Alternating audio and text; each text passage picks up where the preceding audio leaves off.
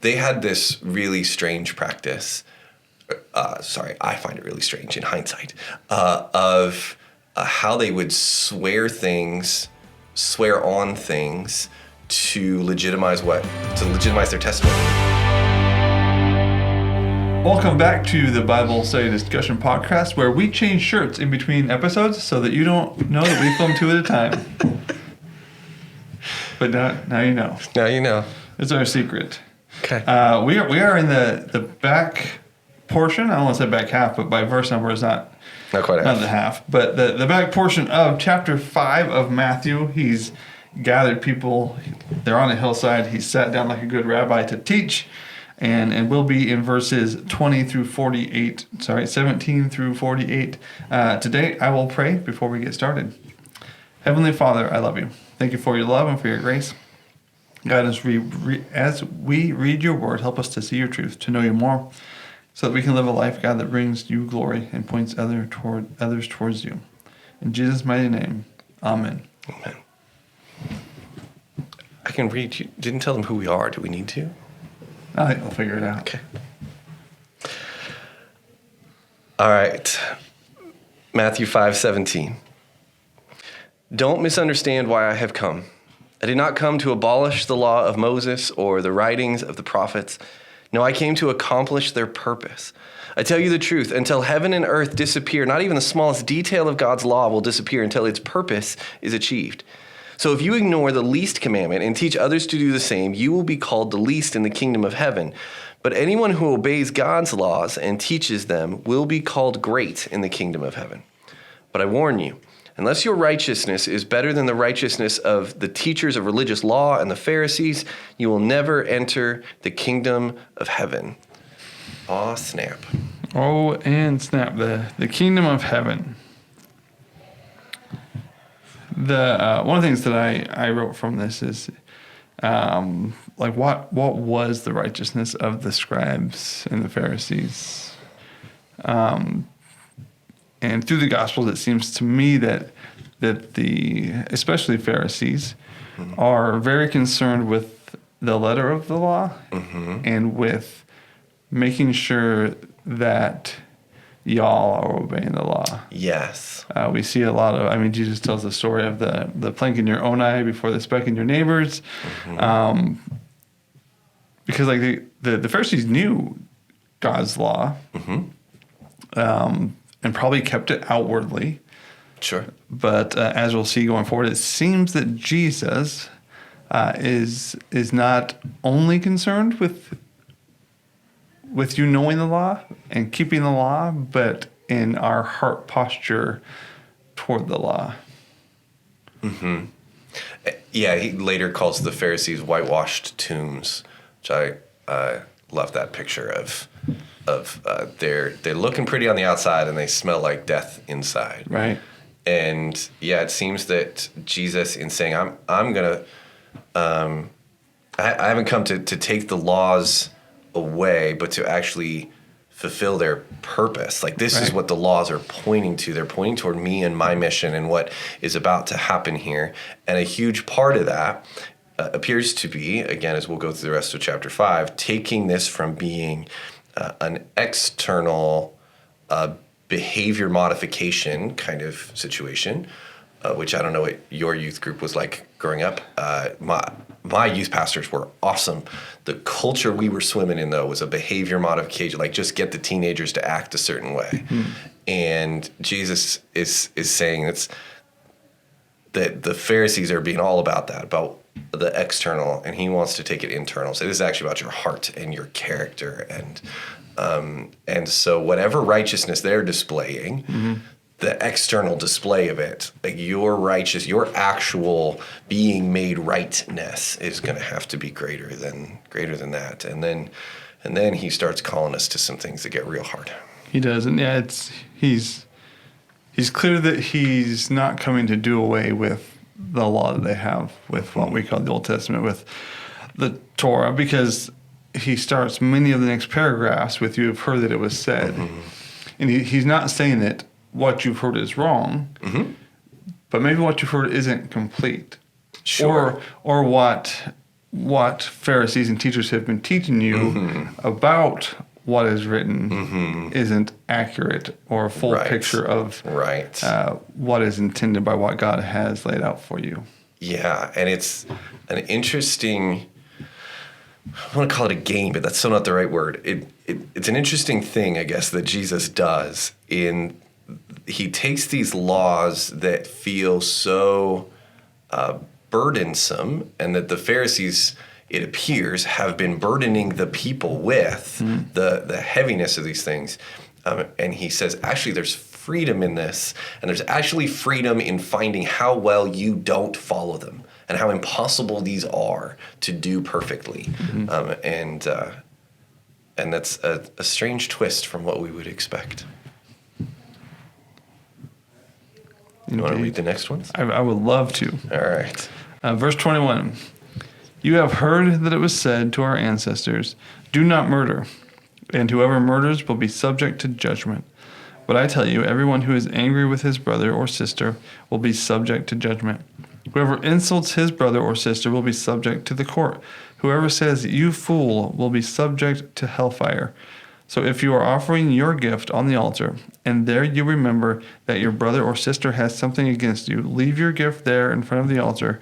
First, go and be reconciled to your brother or sister, and then come and offer your gift. Reach a settlement quickly with your adversary while you're on the way with him to the court, or your adversary will hand you over to the judge, and the judge to the officer, and you will be thrown into prison. Truly I tell you, you will never get out of there until you have paid the last penny.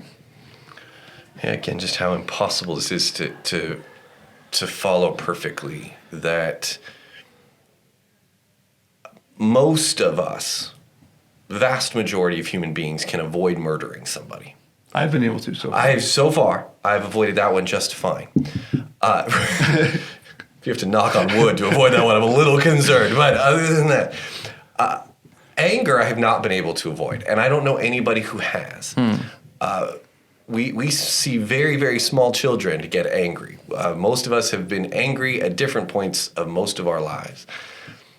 And a lot of the people who haven't been, I'm worried about how in touch they are with the injustices going on around them.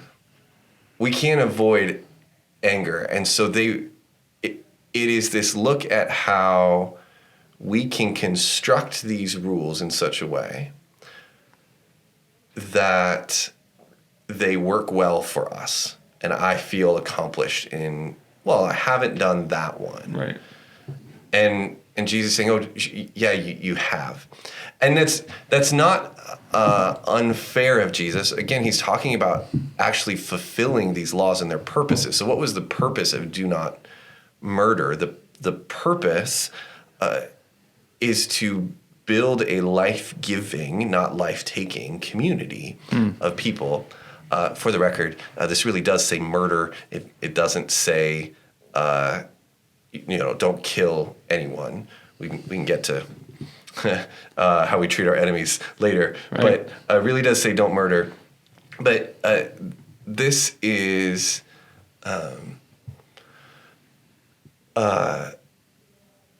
taking this command and saying, hey, the purpose of this was not so that you could check something off on the list to say, see, I accomplished this commandment, pulling straight from one of the 10 commandments, but to say, hey, we want to build a life-giving community. And Jesus just in general, again, like we talked about in the first half of Matthew chapter 5, is setting up a community of people. And now we're getting into language about how we need to do something about our anger. We need to reconcile when things are broken. Like he's saying that relationships and human flourishing really matters, and how we help each other flourish and give life to each other really matters. And so even your anger and your broken relationships is taking away life from the community. And so we've got to do something about it. Yeah, that call to reconcile, I feel like I say this a lot, but especially in the Western white church. It's a church I've been a part of right. since It's the church Western we know. And yep. white, that that hyper focus on the individualisticness of it, the me and Jesus-ness of it. Of like, well, like I need to repent for my sins and ask Jesus into my heart. But even seeing how our, that being reconciled to your brother, that, there's times in the Old Testament where God talks about not wanting a sacrifice, but he wants people who are following him in pure heart and those things. And to see that it's not enough for me to make sure I follow all of God's laws. Right. Like, if I'm going to follow all of God's laws, I'm going to have to put effort into it and be intentional with my relationships with other humans. Like, I can't just have a me and God relationship. It has to affect how I interact with and how I treat other people. One of the commentaries talked about how they would go to Jerusalem to offer their sacrifices. So, like, this call to go be reconciled feels like a big deal, even if that, like, even to me, like, if we talk about sometimes before communion, we talk about, like, so if I'm like, oh, I shouldn't take communion because I need to talk to this person, like, oftentimes the person is like 3 rows back from me. Like, I could go talk to them after church. If I need to, I could pull them aside and say, hey, sorry to interrupt this time for you, but if you're going to Jerusalem, and it's any number of miles, and he's like, hey, before you make that sacrifice, go be reconciled. That could be a 2-day walk. Sure, right. To fix that you and somebody else problem before you come and offer. Back home and fix it, which is a much bigger deal than 3 rows back. Right, which still feels incredibly inconvenient. We won't do. Yes. Right. Yes, and the publicness of that. This kingdom that Jesus is setting up, as we talked about when we were talking about blessed are the peacemakers, it really feels like its primary mission is to bring wholeness into the brokenness.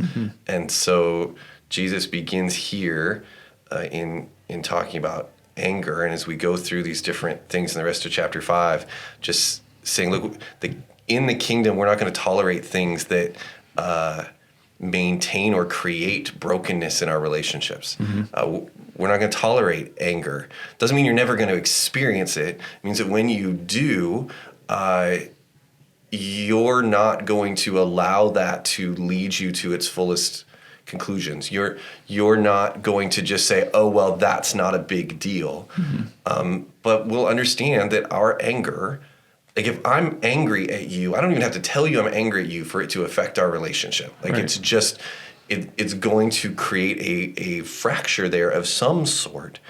And for us to actually then need to deal with that and pursue wholeness in our relationships, even if all we have to do is just deal with the anger in us, that's a really big deal. Yeah, and even looking at it to admit that it is affecting us at the start of the process, to not wait to murder. Right. It's like, what? I think I took some wrong steps. But to at the anger, at the you fool, be like, oh, what's in my heart that is bringing up this division with me and another human created in God's image. Right. And the idea that anger and murder would be on the same list to us just feels preposterous. Like, those aren't remotely the same effect on other people. And Jesus seems to be saying, but you pull this back far enough, the roots are all the same.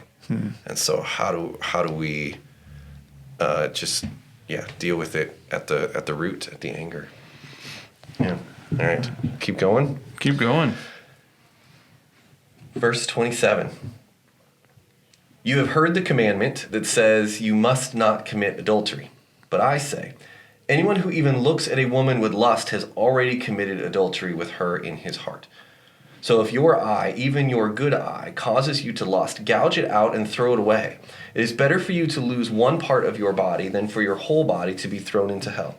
And if your hand, even your stronger hand, causes you to sin, cut it off and throw it away. It is better for you to lose one part of your body than for your whole body to be thrown into hell. You have heard the law that says a man can divorce his wife by merely giving her a written notice of divorce. But I say that a man who divorces his wife, unless she has been unfaithful, causes her to commit adultery. and anyone who marries a divorced woman also commits adultery.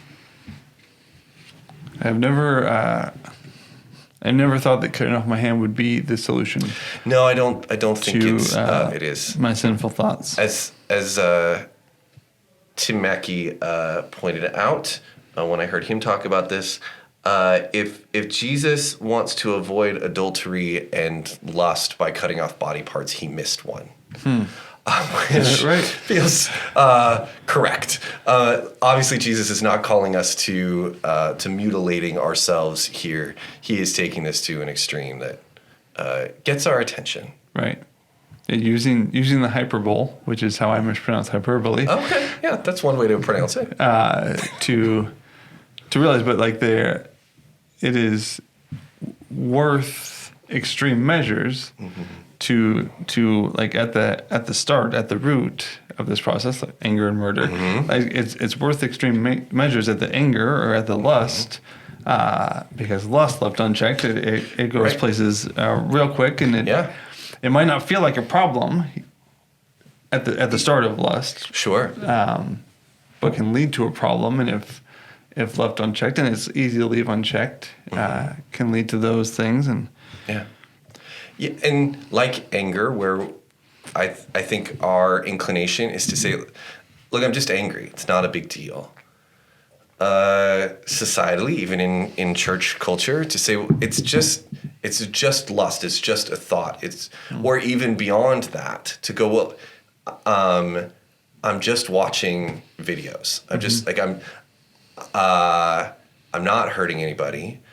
We've talked in previous podcasts about how this has been a struggle for us in our lives, and a lot of telling myself I'm not hurting anybody. What nobody knows won't hurt them. And the same could be said for anger. Well, if nobody knows that I'm mad at them, it's not hurting anybody. And Jesus is digging around in our hearts going, actually, it is fracturing your relationships. If you're harboring this lust, it's going to hurt your marriage, whether your spouse knows about it or not. And it's interesting to me that in verse 28, he says, but I say anyone who even looks at a woman with lust has already committed adultery with her in his heart. He's talking to guys. I mean, he's actually talking to a crowd that is both men and women. Right. And Jesus is not so foolish as to think that only men have lustful thoughts or have sexual desires of some sense. But in his time, and for most of time, if not all of time since,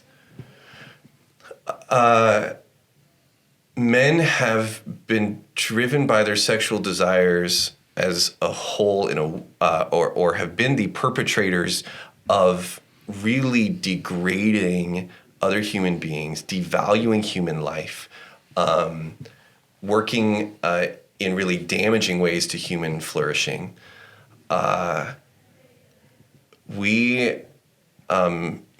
Men and women, but especially men, we've built the first ever that I'm aware of society in human history that the most prolific part of our economy is based in lust, in pornography. It's the most significant wedge in our economy as far as the most money going to it of any industry. That's disturbing on a lot of levels. This is such a huge issue for us today, on top of all of the other sexual ethics that we talk about and fight about. And Jesus saying, hey, the actions are bad. He's just assuming the actions are bad, that we would all agree those actions hurt people and are bad. And he's pulling it all the way back and saying this starts with a seed in your own heart, and if you don't deal with it and deal with it in dramatic ways, it is going to end up really destroying a community of people, whether that's a family or a society as a whole. It's a big deal. It's a big deal. And then culturally around them, and even somewhat in their Jewish laws, there was more of a strictness on how the women behaved than the men. So for Jesus to specifically be talking to the men in this and in the next part, that he's calling them to that standard. Yeah, the next part about divorce. I don't like divorce. Yeah. I wrestle with some of these passages and the fact that in the last time I looked at statistics, which obviously can always be trusted, especially on the internet, but are probably pretty close. Like the percentage of divorced people inside and outside of professing Christianity is very similar. It doesn't have a big difference, and some of those are for reasons which Matthew says are acceptable reasons here, sexual immorality, which one commentator said was like mandatory, not like you could get divorced, but like if that was found out, like you were required to get divorced in some of the cultures around them, and but yeah, figuring out how to especially in ministry ways, how to love people who are walking through that and not be judgmental, but still have the boundaries that we're supposed to. And I don't know. To have judgment and not be judgmental is a really hard road, tightrope to walk. And we both know people for whom, whether the divorce felt like it followed Matthew and Jesus' commands here or not, either way, it's incredibly painful. We happen to live in a community. I mean, if the divorce rate is over 50%, I don't know what the number of children growing up in split households is in our community, but it's insanely high. My kids recognized at some point, each of them in elementary school, my house, like my family situation is different than a lot of my friends. Like, I just have a mom and a dad, and that's weird in our... this is another one of those things where it feels like we have just sort of accepted it. And that's weird to say when it's been so painful. To say like we've accepted adultery. Well, we wouldn't say it that way, and yet it's so prolific, and we just go, yep, that's a thing that happens. And some of it is that we get real focused on how do we prevent the action, how do we prevent the step, how do we we want to get to people are like on divorce's doorstep, and we're like, well, just don't do that. Like, well, actually, we've got some anger and some lust and some other things that we need to deal with in the marriage to back away from that. This isn't just about preventing an action, it's about dealing with what's actually going on. I found it interesting in this little section on divorce, which we would trying to talk about divorce as a whole issue in this podcast would do just a huge injustice. It's just so big. I just found it interesting in this verse talking about that a man who divorces his wife unless she's been unfaithful causes her to commit adultery. And I just want to pull that out and go, there's a lot we could talk about there probably, but another instance of recognizing your impact on other people. That for these guys who could just write a piece of paper, easily get it signed off by somebody in the good old boy network and say, see, you're out of here. For Jesus to call them back to, but don't cause other people to sin, and to say that you've got to understand your impact on other people, what your anger, what your lust, what your easy divorce does, the impact it has on others. Like, you just got to see that that you are not just an individual living your own life, but that it actually, your life impacts others in significant ways. Yeah, and the community around them and everything in that. Yeah. Yep, absolutely. Verse 33. Again, you have heard that it was said to our ancestors, you must not break your oath, but you must keep your oaths to the Lord. But I tell you, don't take an oath at all, either by heaven, because it is God's throne, or by the earth, because it is his footstool, or by Jerusalem, because it is the city of the great king. Do not swear by your head, because you cannot make a single hair white or black. But let your yes mean yes, and your no mean no. Anything more than this is from the evil one. A fascinating passage to me, and more fascinating the more I dig into it, just because we could easily look at this one and go, sure, we just need, like, if you say yes, mean yes. If you say no, mean no. And that's absolutely part of this. They had this really strange practice. I find it really strange in hindsight, of how they would swear on things to legitimize their testimony, legitimize what they had to say. Right. So it was weird things. I may get this a little backwards, but it's weird things like they weren't allowed to swear on the altar, but they would swear on the gift on the altar. Right. And that was like a big deal. Which just sounds like we're just playing semantics and word games at this point. Mm-hmm. Not that we would ever do that in the modern church at all. Nope. But I thought of a couple of modern examples of this that I think we maybe are a lot more prone to than we think we are. So one of them would be fish stories. The fish starts this big and then it's that big.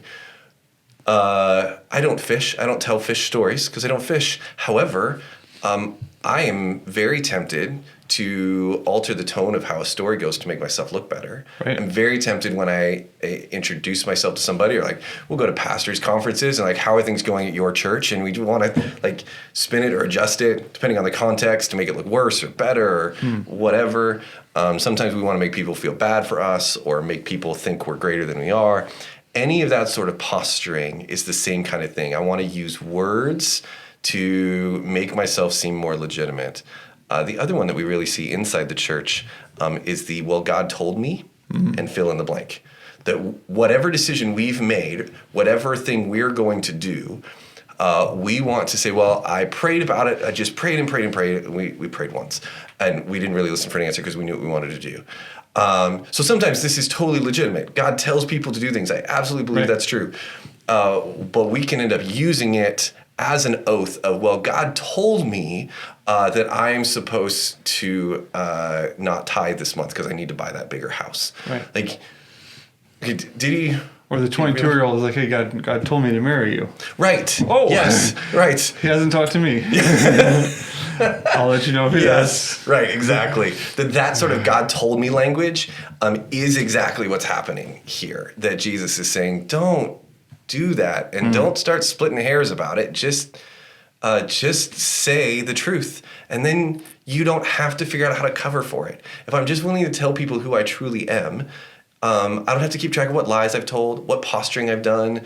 I just tell people how it is. And that actually helps a community flourish a lot more than the posturing and the swearing and the God told me so. Right.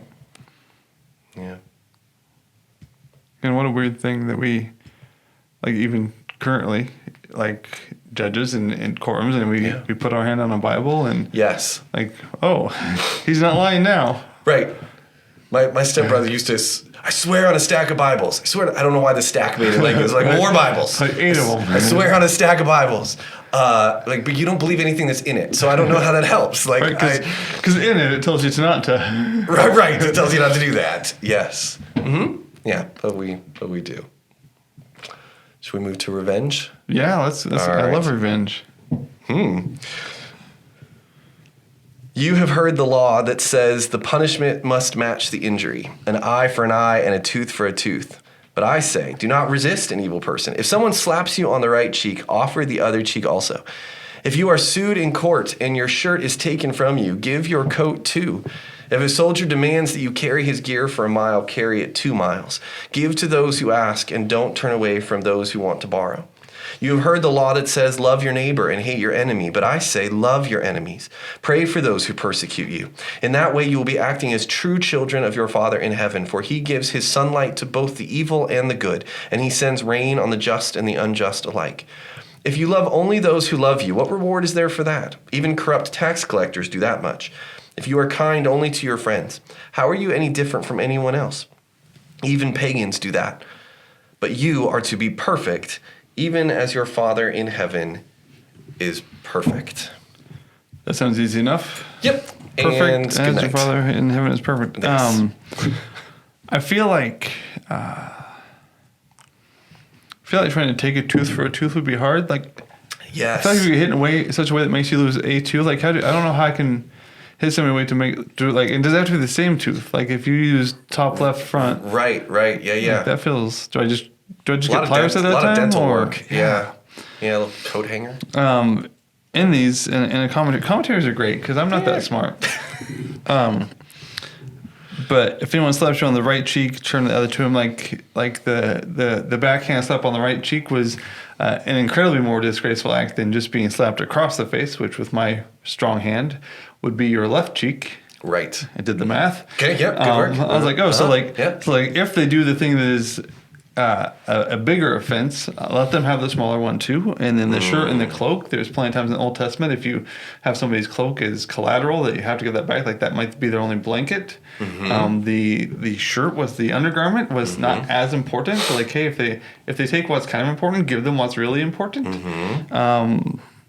Which like these were already pretty hard sayings. Yes. And like, oh, that means more than I thought it meant. Right. Actually, and then the going the extra mile. The Roman soldiers could compel you to go a mile and carry their gear. And every time that I walk more than 1 mile, I feel like they get not easier. Every mile Especially carrying gear, I would imagine. Right. Yeah. Imagine it feels heavier.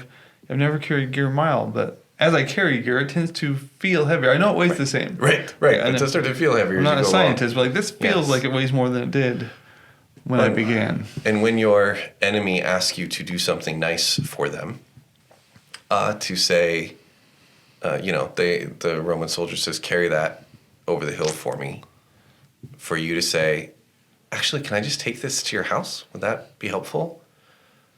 That's a very different act. Knowing that you're compelling somebody to do something versus them volunteering to do something and then beyond what you were hoping for communicates that there is something different in how this person operates. There is something in their being willing to lay down their pride, their life, their anger, to care for another. That's just very. I mean, somebody I don't like wants me to do something. If I'm gonna do it, I'm gonna do it begrudgingly. I'm probably gonna be angry about it, and for Jesus to go, yeah, we're not sticking around with anger. And in fact, the way that you're gonna get rid of that anger is you're gonna say, nope, I choose to not wallow in my anger, but I'm actually going to go do the extra thing for you. And then, verse 42, give to the one who asks you and don't turn away from the one who wants to borrow from you. I think sometimes I wrestle with, and we talked about it a little bit earlier with some of the stuff, like can I always do that? Like every time I leave Winco, am I supposed to stop and give that guy or that new lady lunch? In Deuteronomy 15:11, and I don't know this off the top of my head, commentary led me there, it says, for there will never cease to be poor people in the land. That is why I'm commanding you to open your hand to willingly give and to so like maybe I don't need to help everybody every time, because whenever I think about big issues, I just like if I think about homelessness, I'm just like, I'm overwhelmed, which leads me to do nothing. And my guess is there's probably somewhere between solving homelessness myself and doing nothing. Yeah, feels like there's probably somewhere in here. It does feel like a large gap that we could fit something in the middle. That I should be able to do in a way that I should be able to live. Because I'm like, yeah, give to the one who asks you. So like everybody ever asked me, I feel like I run out of stuff to give fairly quickly. Sure. But there is that call to show God's love, God's mercy, God's hospitality to those in need and those who ask. Yeah. Andy Stanley says, do for one what you wish you could do for everybody. And this is one of those kinds of situations, and that he flows right from give to those who ask. Again, as we mentioned before, these headings and verse breaks and chapter breaks, like Matthew didn't include any of those. That's all. Right. That's all us later, and it flows straight from that sentence into you've heard, love your neighbor, and hate your enemy. But I say, love your enemies.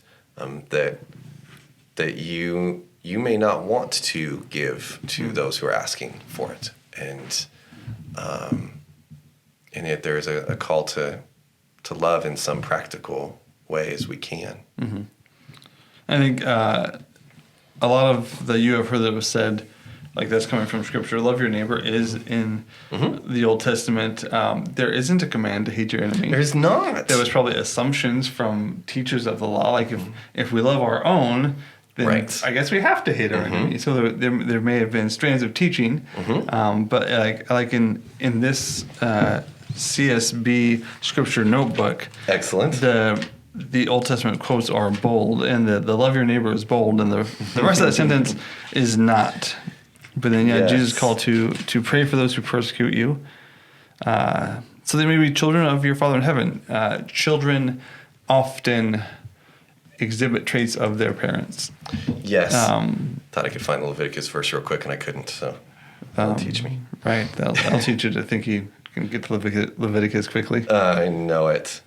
Oh, but my Bible tells me where it is. That's Good, excellent. good. I knew it was in Leviticus 19. It just wasn't finding it.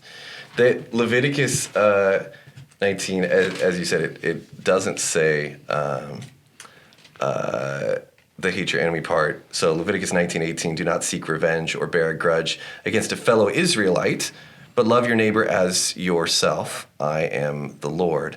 And it goes into all of these different ways that we be good neighbors, some that feel real obvious and some that feel real strange. And then, so they would look at that. And again, this you have heard is very different than, and the law says. Right. So he's talking to a group of people that many of them may have been illiterate, because this is not the high society in their day. So they've only ever heard. But it also seems like he's poking at the Pharisees here, just like he was with your righteousness needs to be better than theirs. To say, you've heard, as in you've heard from the teachers of the law this thing. Right. And that's different than the law says. So they got real zeroed in on verse 18. Don't seek revenge or bear a grudge against a fellow Israelite, but love your neighbor as yourself.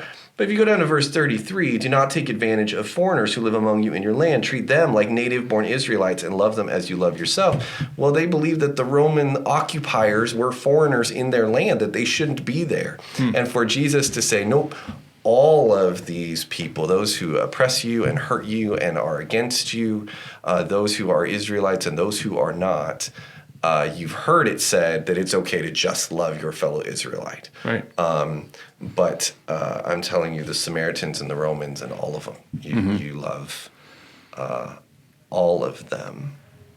Yeah. And I love the comparison to the, like, pretty much everybody thinks it's a good idea to be kind to people who are Sure, kind to you. right. Like, that We seems all- easy. yep. And We I all love agree. that Matthew adds the tax collector, and your translation put a word in front of tax collector. Where did that go? Oh, yeah, corrupt tax collectors. Like Yes. which Matthew was. Right. So like he's saying, like those, like even before I was following Jesus, I was nice to the people who was nice to me. Like I had them over for dinner, they had me over for dinner. Right. We I hung can do out that. together. Yeah. Spent a weekend on the lake in the ski boats together. Like Nice. I was nice to them because they was nice to me. Right. But Jesus called there to show that love, that kindness, that mercy to people who you like and people who you don't, which I think on my pie chart includes everybody. Includes everybody. I think. Yes. Any thoughts on this verse that I wish wasn't in here, Matthew 5:48? But you are to be perfect, even as your Father in heaven is perfect. I tend to really like the commentaries that talk about that word that we translate perfect, also being able to be complete or whole. Not because it seems easier, but it seems with God's help obtainable. Like to me, complete or whole feels like something that I, with Holy Spirit working through me, all Him, not me, can work towards. Because I feel like you can become complete. Right.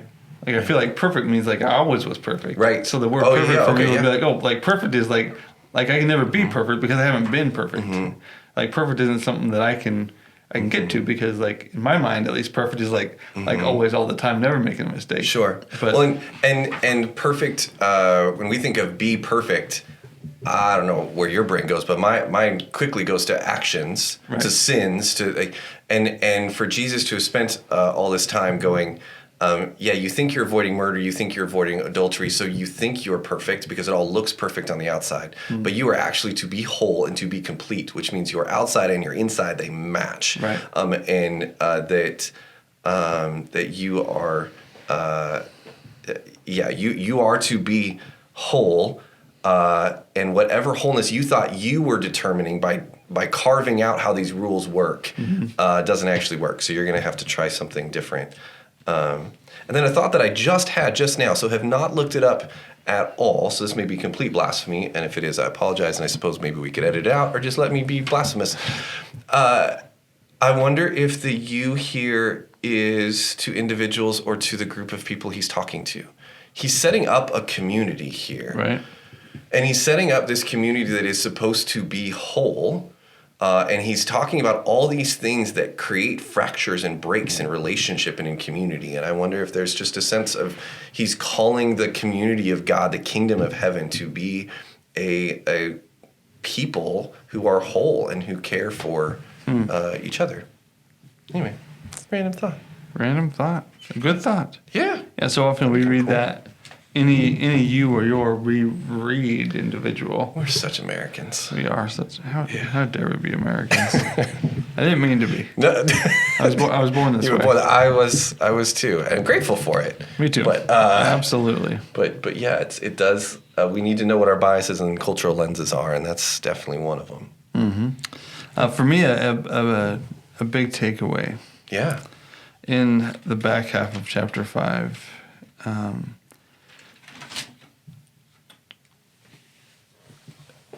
I like rules. So the taking steps back from just following the rules to have a right heart is a challenge because it's something that I struggle with, and is B, a challenge because I know where the line for murder is. Right. And that's even with walking through the pornography addiction. Like, I know where that line of sin is. Sure. There. I like to eat. Sure. Do I eat my feelings sometimes? Probably. Sure. That line's harder to find for me. Yes. Because I just enjoy eating. Right. Yes. I don't think I stress eat very often. But sometimes maybe I am. Yep. But with some things here's the line. I'm like, Sure. great, I can do that. Right. I can even take 2 steps back from the line and be like, here's my guardrail to help me. Right. Yes. Sometimes I don't. It's more of a challenge for me to step back and examine my heart in things that aren't clearly sin. Yep. But I think it's a good thing to step back and examine my heart in things that aren't. Yeah, and I find myself, I like to move the goalposts. So okay, this is clearly this is the boundary. I'm not going to cross this boundary. And I find myself stepping over the boundary and just going, well, I'll just move the boundary then, so I didn't step over it. And that Pharisaical sort of, well, as long as it all looks okay, as long as nobody knows, and to have to go, okay, I am most definitely not perfect, and the things that I am doing and thinking and ruminating on, these things are affecting my relationships. Whether the other people around me know they're affecting my relationships is actually not the question. The question is, am I allowing these things to change and edit and alter my heart from being what God is making it to be? Because that then affects my community and the people around me. And my big takeaway is just that Jesus seems so committed to wanting to create a kingdom, a people group that honored each other as the image of God and treated each other that way, both publicly and privately, and calls us to go to extreme lengths to protect that. Yeah, I think Jesus doesn't give us the option of trying to stay out of sin, but the real call is to seek Him, and if we're seeking Him, we're not going to have to look for the line of where sin is, because our heart is focused on how much can I be like Jesus, how much can I be with Jesus. Yep. And if our heart's there, like if this line is here or here, it doesn't matter if we're here. Right. And if we're facing here and seeking Him, Yes. not like, well, where's the line where I can be okay? Right. Like, Yep. what can I do and still Yep. not have sinned? Right. Is probably not the question to ask. Right. But how can I How am I more pursuing fully Jesus? seek and pursue Jesus with all that I am? Goes back to the beginning of Matthew 5, right? In the pure at heart, Indeed. seeing His face. Yep, absolutely. The cube of questions. Cube of questions. How many different places have you lived, Wayne Rosinski? How many different places have I lived? I've lived in Kelso. Actually, I think I lived in Centralia when I was born, then Kelso until I was like 2, and then Castle Rock, and then in the Navy, so in Chicagoland-ish, in Virginia Beach, Virginia, Norfolk, on a ship out of San Diego. So I guess technically for a few days I lived in Japan, and Nice. for multiple weeks I lived in Hawaii. Okay. And I lived in Australia. Nice. And I lived in the middle of the ocean for 123 days once without seeing land. Mm-hmm. I didn't go crazy. Yeah, I would have. I came back at least. And then I lived in Longview and Castle Rock and Hillsborough. Okay. So that many, you can count them. Let me know in the comments how many places I've lived. There you go. Okay. I can't count that high. So. No, that's quite a number. And is it more essential to develop beliefs or gain knowledge? Oh my. That was a more philosophical question than the softball I tossed you. Yes, thank you. More to what beliefs? To Develop beliefs or gain knowledge. Man. So I don't know if this is what the question's asking at all, so I'm just gonna make up an answer. Perfect. I will equate for this answer beliefs to values and knowledge to reasons.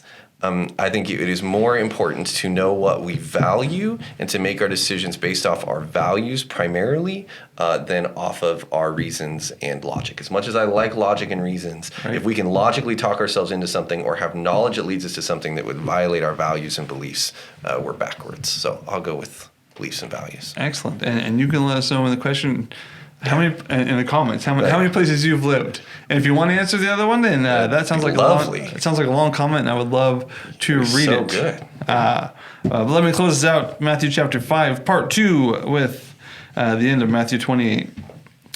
Jesus came near and said to them, "All authority has been given to me in heaven and on earth. Go therefore and make disciples of all nations, baptizing them in the name of the Father and of the Son and of the Holy Spirit, teaching them to observe everything I have commanded, and remember, I am with you always to the end of the age."